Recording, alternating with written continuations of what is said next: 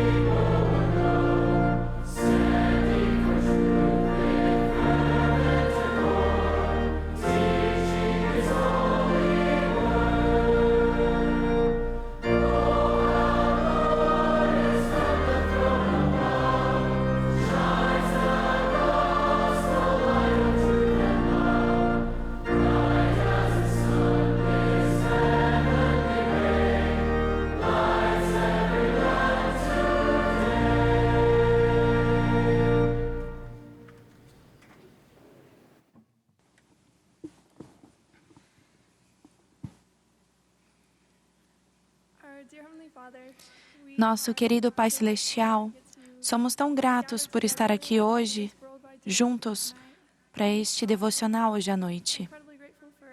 Somos muito gratos por Elder e a irmã Christofferson, que estão aqui hoje conosco, para nos guiar e nos ensinar. Pedimos que o Teu Espírito esteja conosco, para que possamos entender as coisas que o Senhor quer que nós entendamos. Somos gratos por estarmos aqui e o amamos. Dizemos essas coisas em nome de Jesus Cristo. Amém.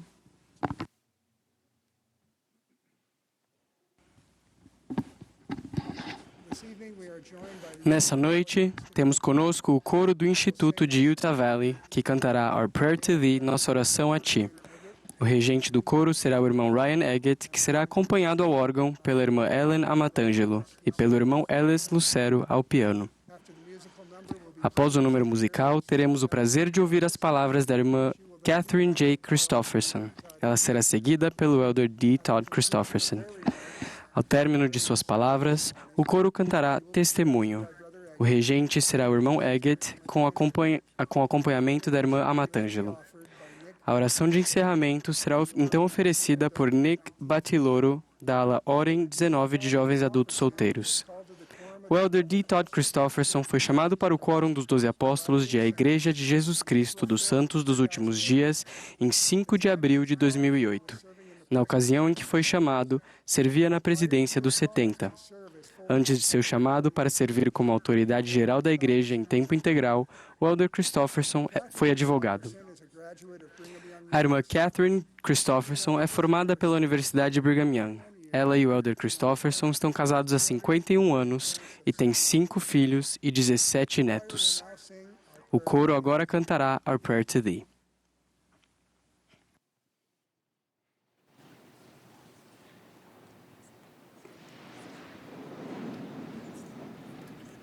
Father,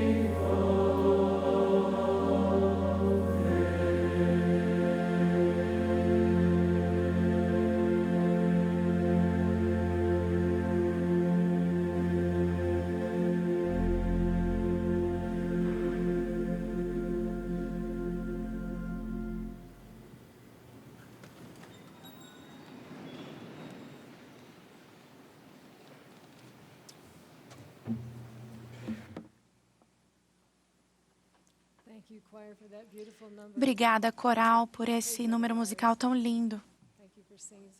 Muito obrigada por terem cantado tão lindamente. Queridos irmãos e irmãs, estou muito feliz por poder falar a vocês esta noite. Tenho ponderado muito ultimamente sobre as coisas que fortaleceram minha fé ao longo da vida. Algo que aprendi é que nosso Pai Celestial realmente nos ajuda, em especial quando tentamos fazer tudo a nosso alcance, para guardar seus mandamentos e edificar seu reino aqui na terra. O profeta Nefe demonstrou essa fé em toda a sua vida. Embora tenha sofrido muitas aflições e oposição, ele sempre permaneceu firme e agradeceu a Deus por suas bênçãos. Após 8 anos vagando em um deserto desolado, ele disse o seguinte: "E se os filhos dos homens guardam os mandamentos de Deus, ele alimenta-os e fortalece-os e dá-lhes meios pelos quais poderão cumprir as coisas que lhes ordenou.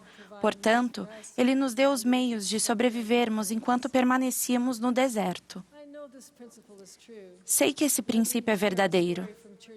Permitam-me compartilhar algo da história da igreja. No fim da década de 1830, a maior parte dos membros da igreja se reuniu no estado do Missouri, onde eles estavam esperando estabelecer Sião. Porém, em 1839, as turbas os forçaram a deixar o estado. Após terem suas casas destruídas e seus rebanhos e bens roubados, eles viajaram para Illinois, a nordeste, onde se estabeleceram em uma região pantanosa, nas margens do rio Mississippi. Lá, eles drenaram um pântano e estabeleceram uma bela cidade, chamada Nauvoo. Porém, a opinião pública em relação à igreja continuou negativa, e 5 anos depois, o profeta Joseph Smith foi martirizado com seu irmão Hiram. O templo mal havia sido finalizado, quando em fevereiro de 1846, eles foram novamente expulsos, tendo que atravessar o rio Mississippi no meio do inverno. Entre eles estava um homem chamado Benjamin F. Johnson, meu trisavô, com uma família de crianças pequenas. Ele descreveu a situação em sua autobiografia, dizendo: "Lá estávamos nós, partindo em uma jornada no meio do inverno, sem nenhum tostão, sem saber a distância ou por quanto tempo viajaríamos, tendo provisões apenas para nos manter por no máximo algumas semanas. E com a saúde debilitada, na verdade, extremamente precária, já havia mais de um ano. Sofri muito com uma dor aguda e lancinante no estômago, que às vezes me fazia suar por todos os poros. Com outros problemas digestivos, isso me tornou incapaz de executar trabalhos pesados. O simples dever de cuidar das parelhas e de outras obrigações no acampamento já me parecia enorme. Após alguns dias de acampamento, algumas pessoas começaram a reclamar das dificuldades e da escassez de alimentos. Mas o presidente Brigham Young esbravejou feito um leão, dizendo que aqueles que não começassem a subsistir à base de feijão e milho deviam confiar em Deus e ser gratos pelo que tinham. Ou então regressar imediatamente, pois o acampamento dos santos não era lugar para eles. Recebi isso como uma palavra do Senhor, mas o que eu poderia fazer? Por muito tempo não consegui comer pão de milho nem feijão, pois me causavam terríveis dores estomacais. Como eu conseguiria fazer aquela viagem se tudo o que tínhamos era milho e feijão? Para mim, era uma questão de vida ou morte. Preciso interromper aqui para dizer que, poucos anos antes, a filha de Benjamin, de 22 anos, havia morrido desses mesmos problemas estomacais, então ele não estava exagerando. Ele continuou e disse: "Conversei sobre o assunto com minha família. Disse-lhes que confiaria no Senhor, pois se Ele não estivesse conosco, certamente não estava lá atrás, e por isso eu não iria voltar. Eu estava disposto a comer os alimentos de que dispunhamos e ser grato. E se o Senhor não tomasse conta de nós agora, quanto antes estivéssemos todos mortos, melhor, pois não conseguiríamos cuidar de nós mesmos ou proteger nossa vida naquela jornada." Um mês depois, Benjamin registrou o seguinte no diário: "O feijão e o milho antes me faziam mal, mas agora os como com prazer, e desde que começamos a jornada, não me causaram mais dores. Contei ao Senhor o que seu servo havia falado, e que com sua ajuda eu iria cumprir tudo o que fosse requerido, e que se fosse sua vontade que eu vivesse para ser seu servo, ele faria com que meu estômago processasse a comida, e sei que ele o fez. A fé que meus antepassados tinham e o exemplo dos profetas me fortaleceram e me ajudaram a confiar no Senhor, mesmo em épocas difíceis da vida. Lembro do início de nosso casamento, quando nossas finanças eram muito apertadas. Tínhamos 2 crianças pequenas durante os 3 anos em que o Elder Christofferson estava na pós-graduação. Havíamos decidido que, após formarmos uma família, eu não iria trabalhar fora. Então, eu fazia o que podia em casa para ganhar um dinheiro extra e ajudar com o nosso sustento. Meu marido também tinha 2 empregos de meio período e trabalhava também nas férias, o que constituía a maior parte de nossa renda. Ainda assim, não tínhamos muito. Costumávamos dizer que se não fosse comida, aluguel ou combustível, então não precisávamos comprar. Um domingo, cerca de 2 meses antes de o Elder Christofferson se formar, nosso bispo apresentou os planos para um fundo de construção, a fim de reformar nossa antiga capela. Cada família teria que dar uma determinada contribuição para cobrir os custos. Hoje, não temos mais esse tipo de contribuição, mas naquela época as alas e estacas ajudavam a custear parte da construção ou reforma das capelas, fora as doações de dízimo, que também pagávamos. Assim como outros membros da ala, sentamos com o bispo para falar sobre quanto poderíamos doar, com base em nossa renda. Sugerimos uma contribuição que não era alta, mas ainda assim ficaríamos com pouquíssimo dinheiro de sobra. Alguns alunos de pós-graduação que estavam em situação semelhante e logo iriam se mudar da ala não achavam justo ter de contribuir para o fundo de construção, já que não estariam lá quando a reforma fosse concluída. Ainda assim, decidimos contribuir para o fundo mesmo que não soubéssemos o que fazer a fim de custear nossas próprias despesas até o fim do ano escolar. Talvez vocês pensem que bastava pegar o cartão de crédito e assim ganhar tempo para pagar nossas despesas mensais. Mas aquela era outra época. Naqueles dias, para conseguir um cartão de crédito, era preciso provar que você tinha um emprego de tempo integral e que sua renda estava em determinado patamar. Ou seja, não nos qualificávamos para ter um cartão de crédito. Isso pode parecer um exagero, mas se hoje houvesse normas mais rígidas para a obtenção de cartões de crédito, muitas pessoas estariam livres de dívidas. Enfim, poucas semanas depois, estávamos em uma rua tranquila quando paramos no sinal vermelho. Logo em seguida, ouvimos uma freada e sentimos uma batida na traseira de nosso carro velho. O Elder Christofferson saiu do carro para ver o estrago e eu fiquei no carro. Depois de um tempo, ele voltou e perguntei o que havia acontecido. Ele disse que apenas o para-choques havia sido danificado. Também contou que o homem que havia nos acertado era um vendedor ambulante, que vivia em outra cidade.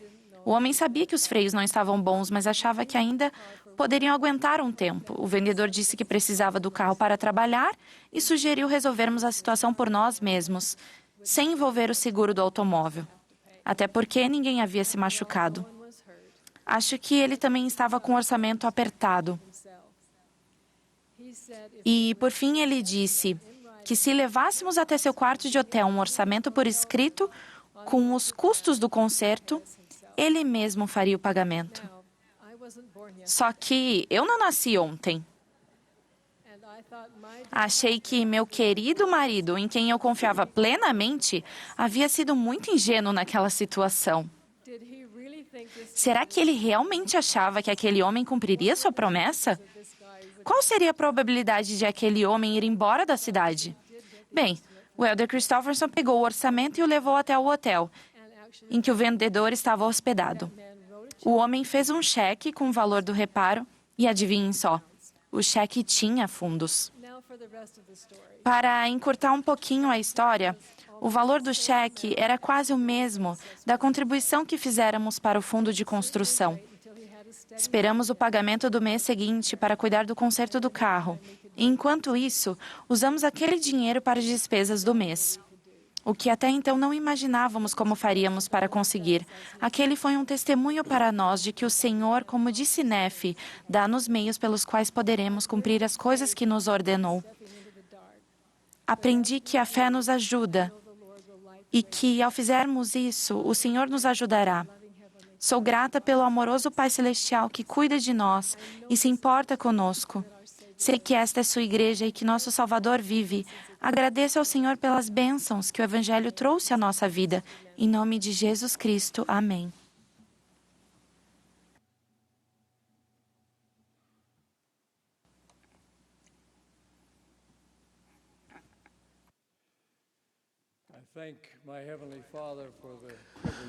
Eu agradeço ao meu Pai Celestial pelo privilégio de estar com vocês todos aqui.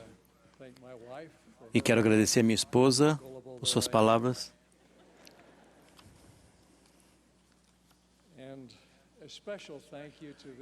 E agradeço especialmente para vocês por esse coro maravilhoso. Eles são mais uma prova do valor do Instituto. Eu amo o Instituto, eu amo todos vocês que têm a oportunidade de se registrar e participar ativamente do Instituto.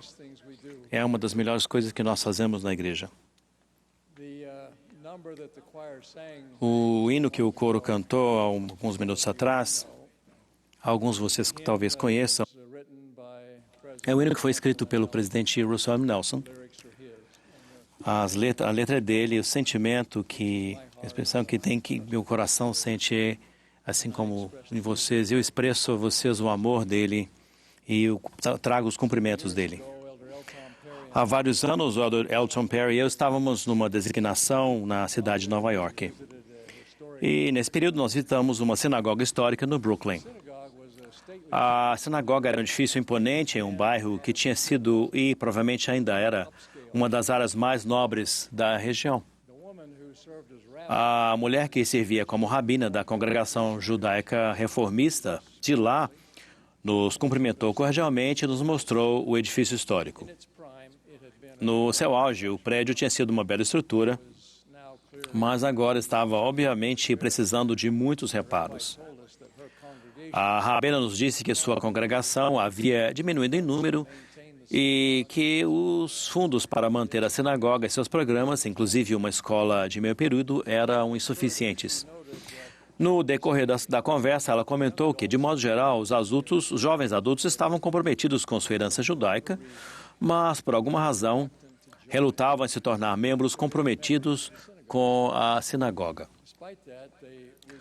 Apesar disso, eles muitas vezes faziam uso do edifício para atividades sociais. O edifício funcionava como um local de encontro e, por isso, eles costumavam fazer doações para ajudar a cobrir os custos associados ao uso das instalações, mas poucos queriam ou estavam dispostos a se tornar membros da congregação que ali se reunia.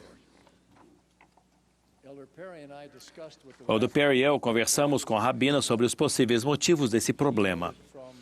Ela observou, a partir das conversas que tivera com muitos daqueles jovens adultos, a maioria deles solteiros, que a religião não era a prioridade na vida deles. Outros simplesmente não queriam se comprometer com aquela ou qualquer outra sinagoga. O Elder Perry então perguntou se aquilo não era uma famosa e ínfame síndrome de perda, ou medo de ficar de fora. Porque se eles se comprometessem com a sinagoga, poderiam ficar de fora de outras coisas. Esse é essencialmente o assunto sobre o qual eu gostaria de conversar com vocês esta noite. Escolhas e compromisso. Vamos começar observando que o medo de ficar de fora é, até certo ponto, um sentimento bastante irracional. Na medida do possível, todos queremos experimentar as melhores coisas e buscar as melhores opções em qualquer aspecto da vida. Mas atrasar aparentemente para sempre escolhas ou compromissos, porque isso pode significar ficar de fora de algo possivelmente melhor, não é racional. Cada escolha exclui outras possibilidades. Se vocês trabalham ou vão à escola de manhã, não podem assistir a um filme da Netflix ao mesmo tempo. Ou podem.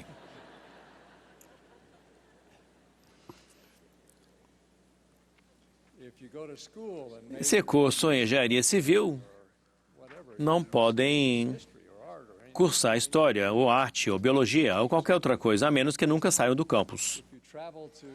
Se viajarem para as Cataratas de Vitória, na África, agora, não vão poder viajar para nenhum outro lugar neste momento. E vão deixar para outros lugares que queriam visitar. Se servirem missão, vão precisar deixar de lado muitas atividades sociais durante esse período e por aí vai. Mas se fizerem uma escolha e não se comprometerem a seguir essa certa direção, terão uma vida inconstante e, no final, ficarão de fora da maioria das melhores coisas. Como minha esposa comenta de tempos em tempos, não se pode ter tudo. Onde é que nós colocaríamos todas as coisas? Não podemos ter tudo que seria bom ter. E não podemos fazer tudo que seria bom ou interessante fazer. Mesmo que você restrinja suas escolhas apenas para o que é de boa forma ou louvável, ainda assim, não poderão ter ou experimentar tudo. Portanto, não temos tempo suficiente ou meios nessa vida, na mortalidade. Portanto, devemos nos comprometer com outras escolhas específicas, sabendo que, ao fazê-lo, necessariamente renunciaremos a outras, ou por melhores que sejam. Também devemos ter em mente que hesitar em fazer uma escolha pode, muitas vezes, ser uma escolha entre si, a de perder outras possibilidades. O casamento é um exemplo importante. Ao escolher um parceiro, renunciamos a todos os outros. Por exemplo, o Senhor disse: amarás tua esposa de todo o teu coração e ela te apegarás e a nenhuma outra. Por causa da finalidade da escolha, alguns resistem a assumir compromisso com alguém de quem gostam muito, alguém que amam, e com quem poderiam progredir feliz e eternamente, preocupados com a possibilidade de haver uma alma gêmea ainda mais perfeita em algum outro lugar. Lembro de ter conhecido um rapaz há alguns anos que rejeitou uma maravilhosa companheira porque achava que ela tinha muitas obturações dentárias.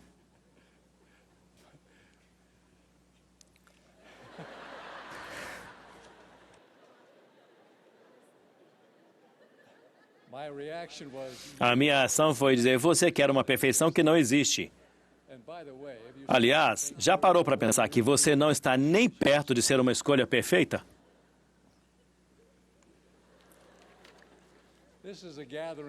Esse é um encontro de jovens adultos. Para a maioria de vocês, a ênfase está em adulto. Vocês assumiram ou estão assumindo responsabilidades de adultos, tentando realizar coisas e contribuir como adultos, em vez de adiar essa fase e viver como se a vida fosse só uma festa. Há 10 anos, o autor intelectual Charles Murray falou sobre o significado de uma vida bem vivida. Ele disse: falo das coisas que lembramos quando atingimos a velhice e que nos fazem perceber que podemos ter orgulho de quem fomos e do que fizemos. Murray se lembrou de ter conversado com uma plateia em Zurique sobre a profunda satisfação de uma vida bem vivida. Ele disse: após o discurso, algumas das 20 e poucas pessoas da plateia se aproximaram e disseram claramente que a frase "uma vida bem vivida" não tinha significado nenhum para elas. Elas estavam muito satisfeitas com seu atual parceiro sexual, com a nova BMW e a casa de férias em Maiorca, e não enxergavam vazios na vida que precisassem ser preenchidos. Foi fascinante ouvir aquilo ser dito na minha cara, mas não fiquei surpreso. Essa mentalidade é mais ou menos assim. Seres humanos são um conjunto de compostos químicos que se ativam e, após algum tempo, se desativam. O objetivo da vida é passar esse tempo intermediário da maneira mais agradável possível. No final de suas observações, Murray fez esta afirmação perspicaz: um sábio antigo conselho diz que uma vida bem vivida exige compromisso com aqueles que nos rodeiam. Verdadeiros adultos entendem isso. Eles reconhecem que o prazer pessoal nunca funciona como o foco da visão e não é suficiente como objetivo de vida. Essa verdade serve como base para os 2 grandes mandamentos: amar a Deus de todo o teu coração, alma e pensamento, e amar o próximo como a si mesmo. Como disse Jesus, destes 2 mandamentos dependem toda a lei e os profetas. O convênio do Evangelho, com sua promessa de vida eterna, baseia-se nesses 2 grandes mandamentos, na ordem de prioridade que foi dada, primeiro e segundo. A lealdade a esses 2 grandes mandamentos define uma vida bem vivida e o que significa ser adulto. No final, não existe caminho neutro que não exija compromisso, pelo menos no que diz respeito a coisas com consequências eternas. Alma afirmou isso quando ensinou que Cristo, o bom pastor, nos chama para que o sigamos pelo caminho do discipulado e da felicidade. Eis que vos digo que o bom pastor vos chama. Sim, e em seu próprio nome vos chama, que é o nome de Cristo. E se não quereis dar ouvidos à voz do bom pastor, ao nome pelo qual sois chamados, eis que não sois as ovelhas do bom pastor. E agora, se não sois as ovelhas do bom pastor, de que rebanho sois? Eis que vos digo que o diabo é o vosso pastor e pertencereis a seu rebanho. E agora, quem pode negar isso? A alma ensina a realidade de que existem apenas 2 opções e que Cristo é a única boa alternativa. Se vocês não estiverem escolhendo a Cristo, estarão automaticamente seguindo um Deus falso, um caminho errôneo que vai acabar levando, no mínimo, a uma desilusão eterna. Portanto, a menos que sigam o Salvador, vocês o estarão rejeitando. Sabendo disso, não devemos hesitar em nos comprometer com o Senhor e procurar nos tornar um com Ele. Como Ele orou na última ceia por seus apóstolos e por todos os que crescem em suas palavras, para que todos sejam um como Tu, ó Pai, és em mim e eu em Ti, que também eles sejam um em nós. Não é onde queremos estar? Por que então hesitar em assumir um compromisso total e sem reservas? Por que hesitar em tomar sobre nós o seu jugo, se o seu jugo é suave e seu fardo é leve? Respondendo à minha própria pergunta, apesar da lógica e da orientação do Espírito, existem algumas razões pelas quais ainda podemos sentir alguma relutância. Uma é a preocupação com nossa capacidade de manter um compromisso tão abrangente. Podemos realmente assumir compromissos e, se vamos acabar fracassando, ou seria melhor não assumir compromissos? Essa é uma preocupação compreensível, mas gostaria de frisar que vocês já mostraram que são capazes de assumir esse compromisso. No mundo pré-mortal, quando vocês aceitaram o plano de salvação e exaltação, preparado pelo Pai e apoiado pelo Filho, vocês escolheram a Cristo. Seu nascimento físico é uma prova do fato de que vocês já se comprometeram. Vocês guardaram seu primeiro estado. E agora a pergunta é, vão guardar seu segundo estado e ter um acréscimo de glória sobre sua cabeça para todo sempre? Não devemos ter medo de afirmar nosso compromisso pré-mortal, especialmente se considerarmos como seria péssima a outra alternativa. Não precisamos viver com medo do fracasso. Não estamos sozinhos, podemos receber ajuda. Qualquer um que realmente se comprometa com Cristo, com o pleno discipulado, não fracassará. Se estivermos com aquele que desceu abaixo de todas as coisas, que venceu todas as coisas, que agora tem todo o poder, não fracassaremos. Nosso Pai Celestial e Salvador não são observadores desinteressados, curiosos para ver se as coisas vão dar certo para nós ou não. Dá para imaginar o Pai Celestial e o Salvador olhando para baixo e dizendo, veja o João, ele fez tudo errado da última vez que enfrentou uma situação como essa e aposto que vai estragar tudo de novo. Ou então, olha lá, a Sandra está numa situação difícil por causa dos amigos dela. Vai ser interessante ver se ela vai conseguir sair dessa. Claro que não. Isso é ridículo. Eles nos dão ajuda, orientação e recursos constantes e provavelmente nos dariam mais se aceitássemos. Eu disse antes que ao honrarmos os convênios que nos unem ao Cristo e seu poder, não vamos fracassar. Isso é verdade no fim das contas. Mas reconheço que às vezes todos nós temos fracassos. Nossos próprios erros e pecados, o impacto que os erros e os pecados de outras pessoas às vezes têm sobre nós. Mas com os dons do arrependimento e do perdão, todas essas falhas e fracassos são, na pior das hipóteses, temporários. Nenhum fracasso pode nos privar da vida eterna sem nosso consentimento. Por quê? Porque ao fazermos o que pudermos para nos recuperar, teremos acesso à graça de Cristo para sanar e reparar tudo o que não pudermos resolver. Lembre-se de que o poder da expiação, ou a graça de Cristo, não apenas remove a culpa pelo pecado e pelo erro, mas também nos santifica e faz com que nos tornemos santos e capazes de viver na presença de Deus. Não estou dizendo que isso tudo é fácil. Você sabe também, quanto eu, que a vida é cheia de batalhas e algumas coisas muito difíceis, até tragédias. Falar que você vai ser um discípulo fiel de Jesus Cristo é fácil. Difícil é ser esse discípulo.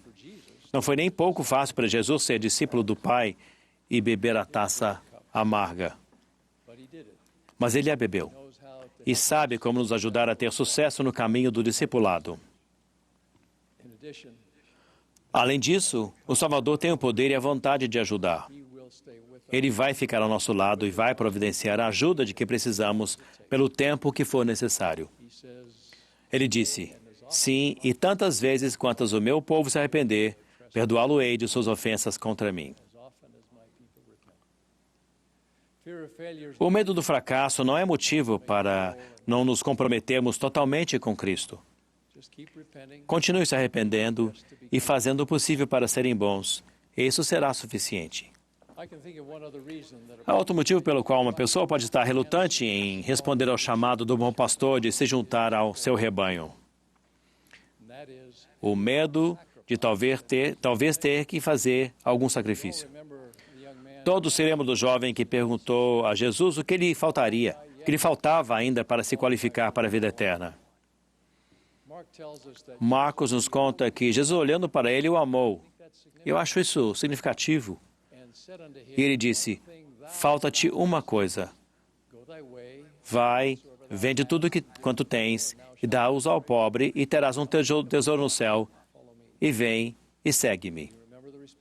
Você se lembra da resposta, mas ele, pesaroso com essa palavra, retirou-se triste porque possuía muitas propriedades.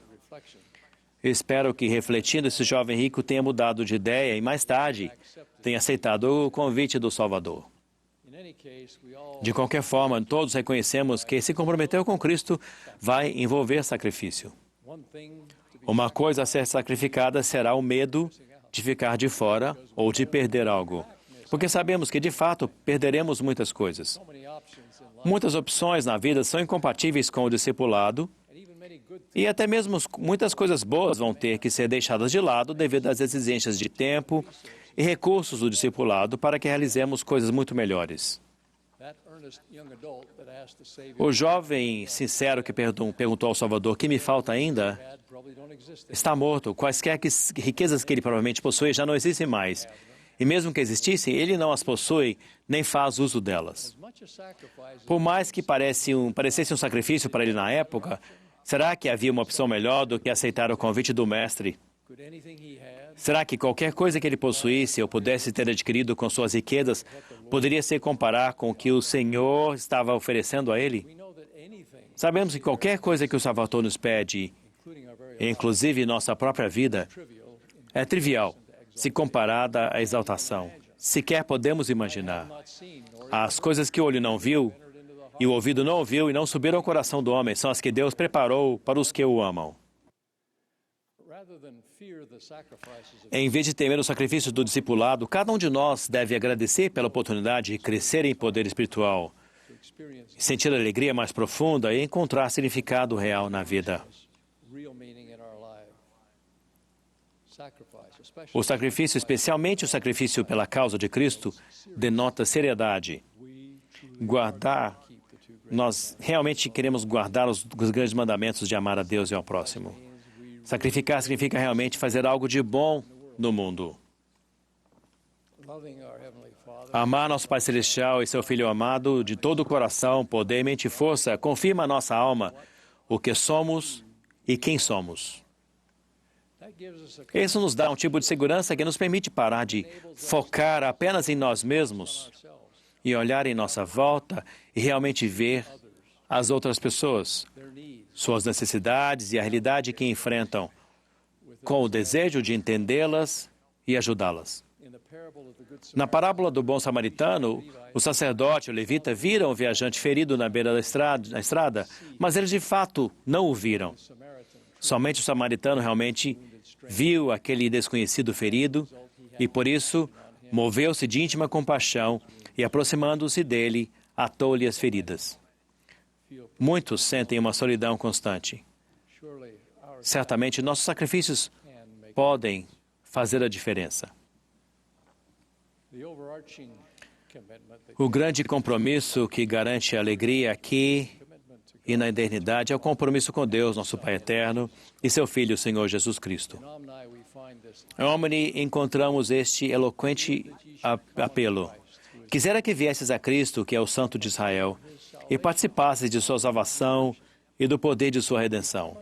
Sim, vinde a Ele e ofertai-lhe toda a vossa alma como dádiva, e continuai em jejum e oração, perseverando até o fim. E assim como diz o Senhor, sereis salvos. Conta-se a história de um pai que deixou seu filho na cama e, ao sair do quarto, ouviu uma batida. Voltando ao quarto, viu o filho no chão e perguntou como ele havia caído da cama. O garoto respondeu: eu não estava totalmente sobre a cama. Tomem cuidado de estar totalmente comprometidos com Deus. Vocês são parte do corpo de Cristo. Pertencem a Ele. Comprometam-se de corpo e de alma, dando e recebendo livremente. Vejam quem está ao seu redor e permitam que sejam vistos para que sua vida seja bem dividida, dedicada a ministrar e abençoar uma vida abençoada e santificada pelo Salvador, que venceu todas as coisas e por cuja graça vocês também vão vencer.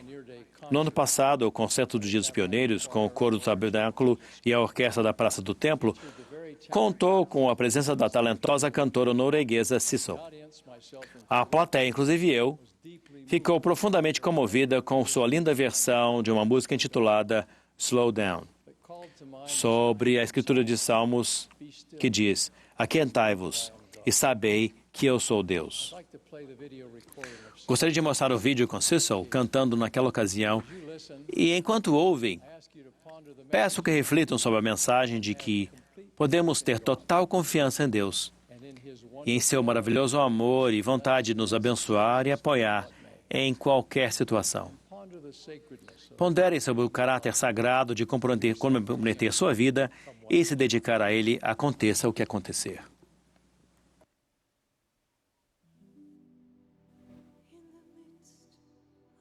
My confusion,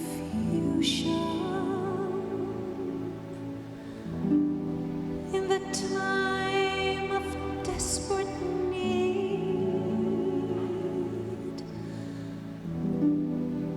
when I'm thinking not too clearly,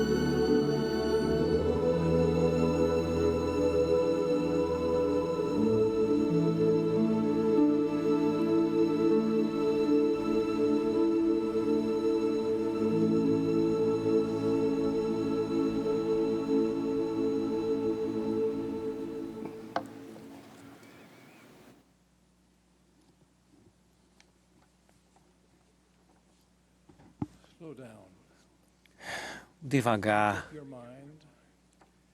tome a decisão no coração e na mente de escolher a Deus.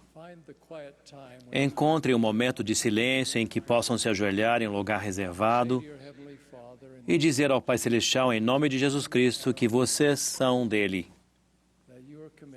que estão comprometidos de corpo e de alma com seu Filho e com o caminho do Evangelho. Em seguida, sigam-no para onde ele mandar agora e pelo resto da vida. Não hesitem ou se detenham, mas continuem com seu propósito e sua missão na vida. A mortalidade é muito curta. Façam com que esse tempo lhes traga alegria absoluta na eternidade e não motivo para se lamentar. Vocês não estão sentindo o Espírito de dizer que isso é certo? Então, prossigam com confiança. Eu prometo-lhes que a recompensa do Senhor, por haverem dado tudo, será tudo o que Ele tem para dar, em boa medida, recalcada, sacudida e transbordando. A realidade de sua ressurreição é a prova de que Ele tem todo o poder, de que pode cumprir o que prometeu e de que Ele o cumpre. Ele é vida e veio para que tenhamos vida e a tenhamos em abundância. Digo-lhes essas coisas como alguém que sabe que Jesus Cristo é o Redentor ressurreto. Esse fato faz toda a diferença no mundo e na eternidade.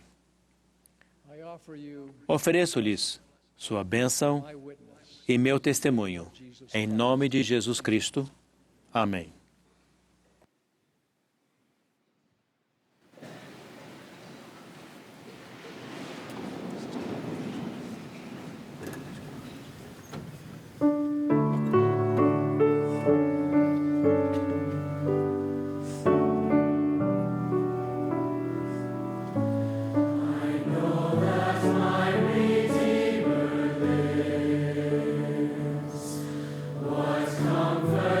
Sweet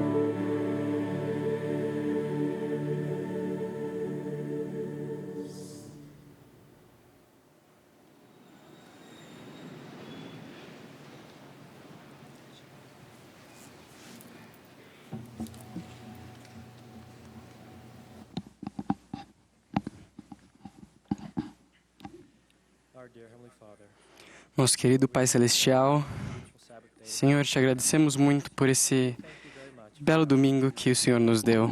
Somos muito gratos pela oportunidade de estarmos nesse maravilhoso devocional, fisicamente e por transmissão. Nós somos muito gratos por nosso amado profeta e pelos apóstolos, especialmente nesse momento pelo Elder Christofferson e por sua esposa. Somos muito gratos por suas palavras sábias de conselho e pedimos que, por favor, nos abençoe para que possamos lembrar do espírito que sentimos hoje, lembrar dos conselhos e que possamos levá-los para o nosso dia a dia. Que possamos fazer comprometimentos com o Senhor e, por favor, nos abençoe para que possamos ser uma luz para nossos amigos e família, que possamos levar as coisas que aprendemos hoje para nossos amigos e família, para que eles também possam sentir essas bênçãos. Senhor, te amamos e amamos nosso Salvador Jesus Cristo e somos gratos por sua expiação e por esse Evangelho. Dissemos isso em nome de Jesus Cristo. Amém.